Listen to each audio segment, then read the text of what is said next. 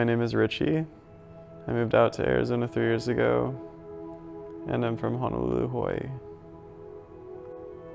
In Hawaii, I was part of an acro circus community that had a bunch of slackliners in it.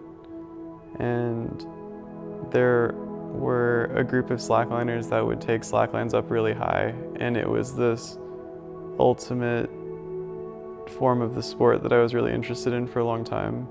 I remember begging them to take me out. And I remember the person that took me out, he was a sketchy guy from my circus that I really looked up to. And he was like, I'll take you highlining, but I need to talk to your parents first. But he was like, I'm gonna convince them that it's totally okay and to like get their permission. So I had to like give him my parents' numbers. And he was like, I'm gonna take your son out to do this like batshit crazy thing. And he's gonna love it and it's totally safe, but this is what we're doing. And my parents said yes. I don't know if that's a good thing or... The first line I had ever tried was over a waterfall that echoed through a canyon. And it wasn't even very high, but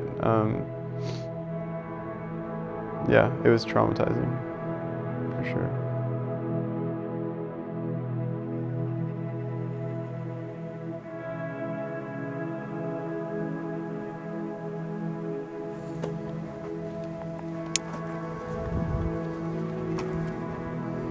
Arizona has the most exposed rock out of any state in the United States. And it's everywhere. Is it still okay? Is it still really? Or is it Arizona is also the mecca of canyons. And canyons are perfect for highlining. Another thing about Arizona highlining is that it's really not one of the popular slackline areas. There have been kind of little flashes of people that will come through Arizona and develop stuff and then leave. But there's never been a long-standing community here, and there's so much potential out here. Central Phoenix highlining has been my obsession for the last 9 months. I've been following in the footsteps of this guy named Jared Marvel, who established all of the lines in Central Phoenix and Superior, Arizona. And Bulldog Canyon, which is the gem of Arizona highlining in my opinion, is 45 minutes out of Phoenix, 5-minute approach, and gorgeous views over Apache Junction, and the longest lines in the state are out there. And that's been such a blessing to be by Bulldog.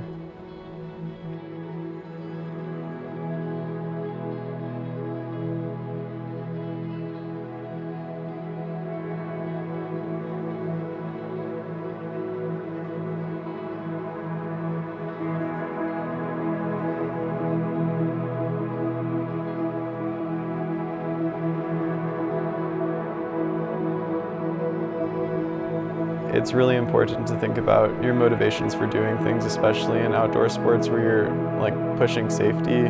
This is kind of the part about highlining that teaches you a lot about yourself. Whenever I see people who ask me about highlining, they'll say, oh, like you must love adrenaline, or this idea of like feeling on the edge or like out of control. And I'm just like, that's totally not what this is. This is the ability to keep calm in a time of crisis. Eventually gets to a point where it's meditative. My resting heart rate on the line is the same as it is right now. And I don't know if that means that I'm broken or just that my body believes the amount of skill that I have to do something that it doesn't really matter where or under what context like I can do it. Yeah.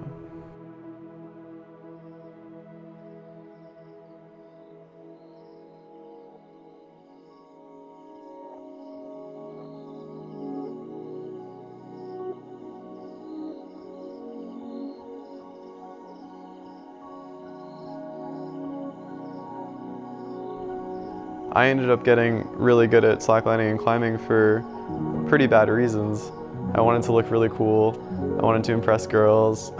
I wanted to make friends or be respected in areas of my life that I wasn't receiving respect in. Now, I'm leading a community where I'm trying to foster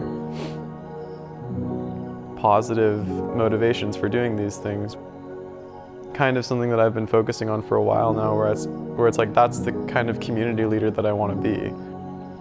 When I moved here 3 years ago, there were virtually no slackliners. I was fortunate enough to grow up with a community of slackliners, only to move away for college to find that they're really difficult to find.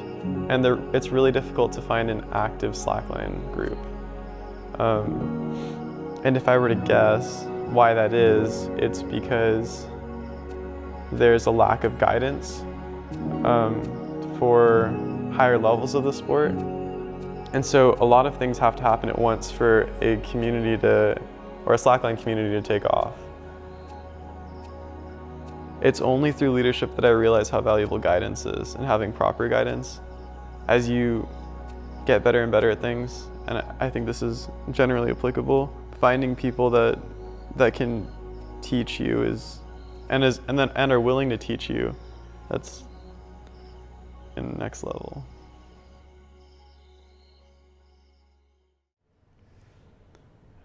What do I think about Aeneas?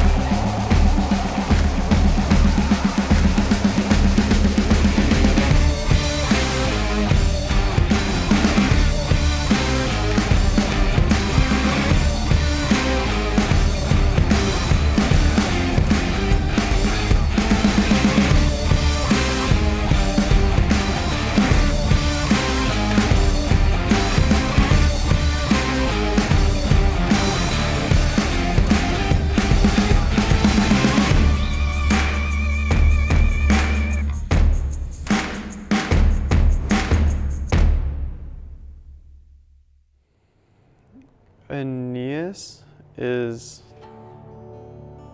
the best highliner in the community right now.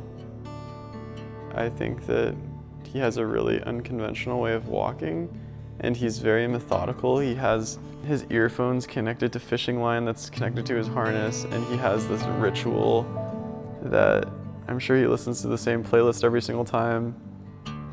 And he wears these like gloves every time he goes out to walk, and he's in that stage of highlining where it's still methodical and he wants to make it muscle memory, but he uses rituals to get to that flow state, and it's really cool to watch. I think that slacklining style comes down to how much you're willing to fight and how you fight. It's very obvious that he fights really hard. Like, he's willing to like push his fights to the point where he's falling every single time.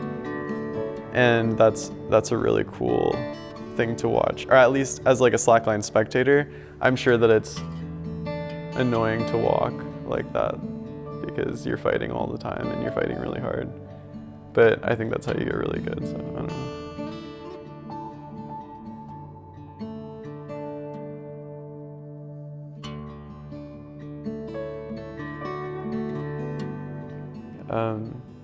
I lucked out with the group that I met and the community that I'm kind of creating. Almost 2 years later, I have a group of 6 or 7 people that are very passionate about the sport, and they're willing to push themselves and push their comfort zones and trust me, and lead each other, which to me breaks all of those limiting factors that exist in smaller slackline communities that don't work. My goal now is to create a community that runs itself. And I definitely think that we're tracking that way. Like, it's really cool.